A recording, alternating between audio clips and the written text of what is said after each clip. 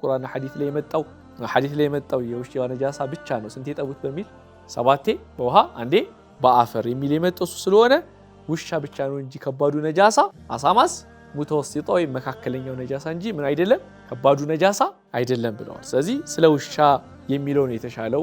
ስለዚህ የውሻን ነው የምናየው ማለት ነው። ግልጽ ነው። አሳማ የሚለው ምንም ኪታባችን ቢገልጸው ነገር ግን አሳማ በትክክለኛ ቁርአንና ሐዲስ የሚያሳየው ምንድነው አብረዋል እነ ኢማሙ ነወዊ ረሂመሁላህ መካከለኛ ነጃሳ ነው። አንድ እንዴት ነው የምናጸዳው? መጀመሪያ ጆጉ ላይ ወይም እቃው ላይ አፈር እንከታለን። ከዛ ላዩ ላይ ውሃ እንከታለን።